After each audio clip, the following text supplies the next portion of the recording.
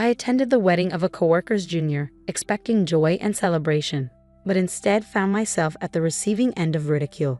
The bride openly belittled those she deemed less educated and financially disadvantaged, including myself for dropping out of school. Shockingly, my colleague, the groom, echoed her sentiments, mocking me alongside her. In that moment, I resolved to remove them from my life entirely. But rather than dwell on their ignorance, I chose to seek support elsewhere. Brace yourself, for I vow to demonstrate the folly of judging individuals solely by their educational background. I'm Gwen, 32 years old, hailing from an average family where both my parents worked hard to make ends meet. Unlike most of my peers who were focused on high school, I was on the hunt for employment. While my parents were college graduates, I was eager to dive into the workforce right away. Initially, they were puzzled by my decision, but eventually they rallied behind me, recognizing that it was my life to chart. My journey began as a factory laborer in my hometown before transitioning to the role of a site supervisor for a painting contractor. Now, for the past 7 years, I've been proud to be a part of a publicly traded major machinery manufacturer. As a service department manager, my days are often filled with visits to clients for machinery installation, repairs, and maintenance. Today is no different, as I gear up for another round of these tasks. As I merge onto the freeway in the company car, my work phone buzzes with a call from the office. Instantly, my heart sinks a notch. Not another one, I think to myself. Pulling over, I promptly return the call, only to be greeted by yet another client complaint. I'll head over right away, I assure them, despite the inconvenience it poses to my schedule. With an apologetic tone, I bow my head, though the person on the other end can't see my gesture. Now, I must reshuffle my plans to address this issue first. It seems like it's going to be a particularly taxing day. Returning to the branch office after 7:00 p.m., I find Theodore from my service department already present, engaged in a lively conversation with a colleague from sales. I'm back. Nice of you to notice, I remark as Theodore quickly acknowledges my presence before retreating to his desk to resume work. Each branch office, spread across various regions, operates with a small team under the supervision of an area manager.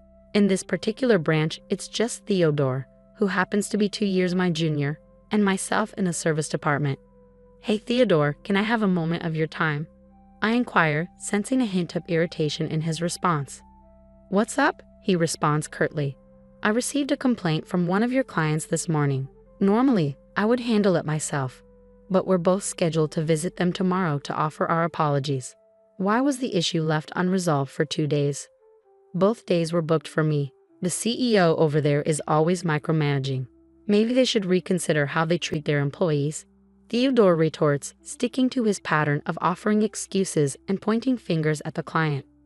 Feeling compelled to address the situation, I inform Theodore. I'll be reporting this to the area manager. I had to intervene to resolve a client's issue, and it needs to be documented. Unfazed by the consequences, Theodore scoffs. So you're snitching on me again just because you're envious of my education. You tend to exaggerate things in your reports. His lack of remorse is evident as he attempts to deflect blame onto me, insinuating that my college dropout status fuels my supposed jealousy. It's disheartening to witness this transformation in Theodore, who used to be a respectful, humble colleague. However, ever since learning about my academic background, his demeanor has shifted drastically. While I wouldn't mind if he simply fulfilled his job duties, the influx of complaints from his clients has become a persistent headache. The following day, we both make our way to the client to extend our apologies. Upon our arrival, we're met with a barrage of confrontational words from the president of the client company. While his aggression is typical in industrial settings, I'm accustomed to handling such situations. However, Theodore, lacking field experience, remains silent, seemingly unsure of how to respond. After diffusing the tension with the client and discussing plans for future improvements, Theodore finally offers a subdued apology. I expect him to be disheartened on our journey back, but to my surprise, he exhibits no signs of remorse. Instead, he poses a question that catches me off guard. Why are field workers so uncivilized? In a stark display of his unchanged attitude, Theodore resumes his critique of the client, showing no willingness to reflect on his own actions. That CEO practically flaunts his lack of education with the way he communicates. It was rather cringe-worthy to witness. Who managed to infuriate a client to that extent? Perhaps it's time for some self-reflection on your part. I express, hoping to provoke some introspection. But my words seem to fall upon deaf ears as Theodore brushes off my concerns, retorting, "You're just out of touch because you've spent too long in those environments." Even in the face of his dismissive attitude, I persist. "Even so, if you're going to pursue a career in this field, you need to learn to navigate such situations." With a mocking laugh, Theodore responds, "What are you on about? I only took this job to acquire some mechanical knowledge. I have no intentions of sticking around." Typically, individuals like Theodore would spend 2 years in service before transitioning to sales. However, Theodore has surpassed this timeframe, clocking in 3 years in the service department. Given the abundance of complaints against him, it's unlikely anyone would consider promoting him to a sales position.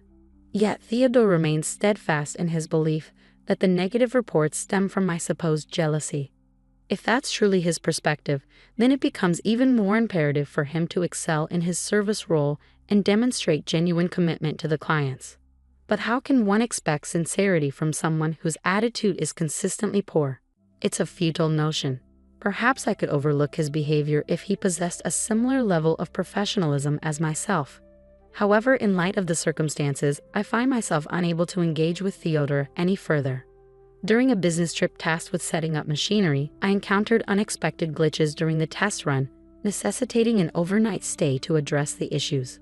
The following day, with limited staff available at the branch, we relied on assistance from neighboring branches for crucial tasks like this. As I searched for a nearby place to dine near the hotel, I heard someone call out to me, "Hey, what's going on?" I turned to find Theodore, accompanied by a woman, approaching me. "Oh, hello, Theodore. Good evening," I greeted him warmly, extending my hand in greeting to the woman beside him, who accepted it without uttering a word. "This is my girlfriend, Selena. She's a local," Theodore proudly introduced her, his tone tinged with an air of superiority. Though I felt a sense of familiarity upon seeing her, I brushed it aside. Invited to join them for dinner, I accepted Theodore's offer.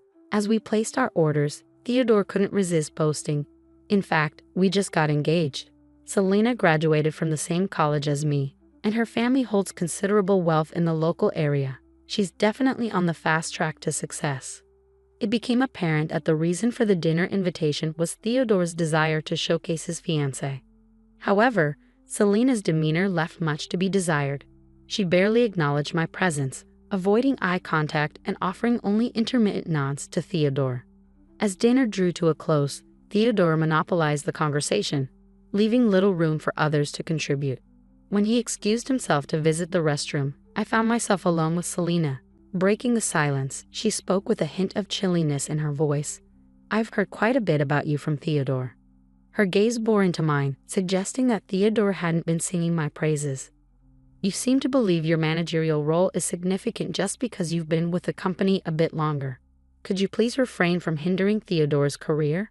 Acknowledging her perspective, I replied calmly, "Certainly, the role of manager is attainable through years of service and commendable performance. As our direct boss is also Theodore's area manager, I understand my position as a senior colleague." Recognizing the futility of further discussion, I chose to let the matter rest. Upon Theodore's return, he avoided making eye contact and proceeded as though nothing had transpired between us. As I was bidding farewell, I casually inquired about our work plans for the following day. Theodore mentioned he'd be lending a hand at our branch. Despite sensing something amiss, I refrained from probing further, mindful of Selena's presence. The next day, I proceeded with troubleshooting the test run as scheduled, only to find Theodore absent. Feeling uneasy, I discreetly approached the area manager, seeking clarity on Theodore's whereabouts. Upon investigation, it surfaced that on the day I encountered Theodore and his girlfriend, they were supposed to be on a business trip requiring an overnight stay. This revelation pointed to a clear case of misrepresentation. Handing over the matter to the area manager, I stepped back. Sometime later, news of Theodore and his girlfriend's impending wedding circulated. Despite not receiving an invitation, I felt a sense of relief. However, a week prior to the ceremony, the area manager unexpectedly requested my attendance, serving as a replacement for Theodore. Originally slated to deliver the main speech at the wedding, Theodore and his girlfriend found themselves unable to attend, leading to a last-minute request for me to step in. Initially hesitant, I relented upon learning they had shown up. On the day of the wedding, I arrived early and unexpectedly encountered Theodore and his girlfriend on my way to the waiting room. Their surprise was evident as Theodore proceeded to make a condescending remark. You know, my elite friends and I all boast degrees from prestigious universities and hold positions in top-tier companies. I didn't think you, a dropout, would quite fit in, hence why you weren't invited. Unfazed, I calmly informed them. I've been asked to speak on behalf of the area manager, who will be arriving late. Once they're here, I'll step aside. Their expressions turned pale at this revelation. Seemingly threatened by the prospect of a dropout delivering a speech, Theodore attempted to assert dominance. Are you trying to embarrass me by having someone like you speak? If the area manager can't make it, there's no need for a speech. Leave now, he commanded. Cut ties with my husband, you uneducated pauper, his girlfriend interjected, the laughter that followed echoing through the corridor as they disappeared into the waiting room, leaving me stunned. A surge of unfamiliar emotion coursed through me, causing tremors to ripple through my entire body. If severing ties was what they desired, then so be it. I opted to keep a low profile, biding my time until it was my moment to speak. At last, the opportunity arrived. Summoning a deep breath, I approached the microphone, mindful of Theodore and his girlfriend's piercing glares, silently urging me to depart. Ignoring their silent demands, I began my speech. Congratulations on your wedding. But if you expected me to stick to the usual pleasantries, you're gravely mistaken. Theodore's performance in his role isn't exactly praiseworthy, but on this celebratory occasion, decorum demands that I offer only the highest commendations. With forced enthusiasm, I addressed the room. To our esteemed graduate, Theodore, I must say, your ability to amass customer complaints at work is truly remarkable. Your unwavering arrogance and refusal to accept responsibility, always quick to shift blame onto our clients, truly highlights your resilience. I must admit, I am consistently astounded. Before I can continue, a sudden interruption disrupts the atmosphere. Standing up beside a visibly flustered Theodore, his partner interjects, "Stop it now. You were supposed to sever ties with Theodore. Cease this bullying." Despite the commotion, I press on with my speech, albeit with a touch of irony.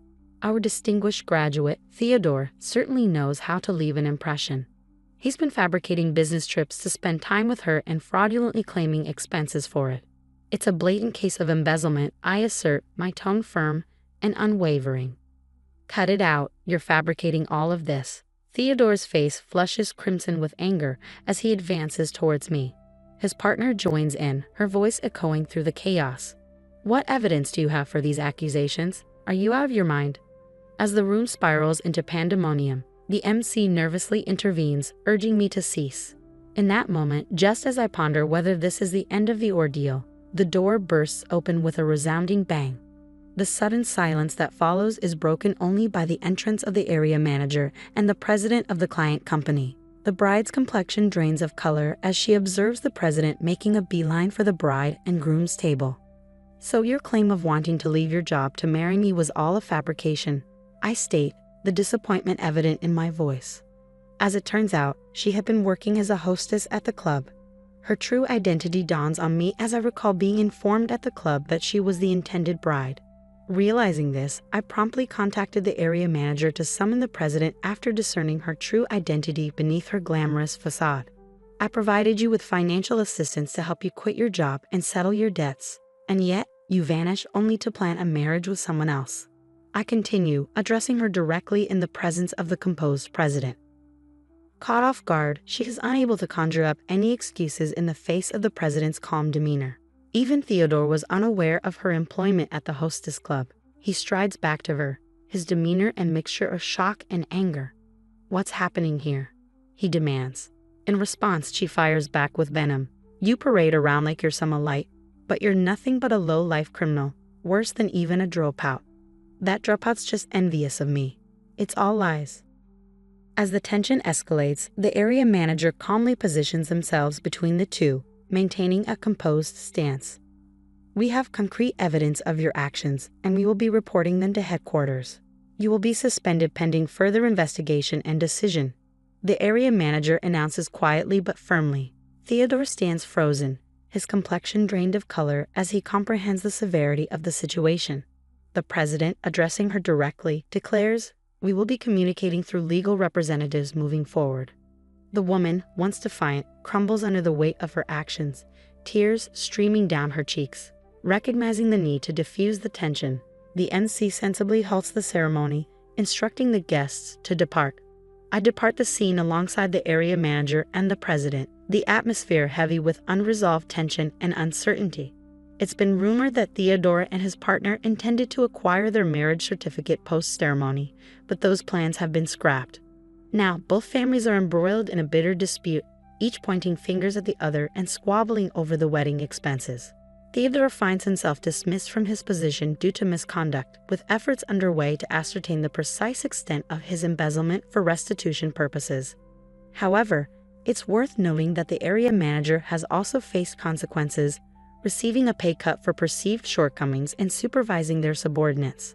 Theodore strategically scheduled his business trips to align with crucial machine installations, a plan approved by the area manager.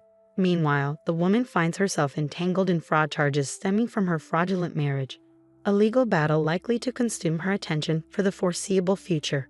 Naturally, I've severed all ties with Theodore and have had no contact with him since that tumultuous day. As for myself, I'm resolved to carry on living my life with dignity and resilience, holding my head high amidst the chaos.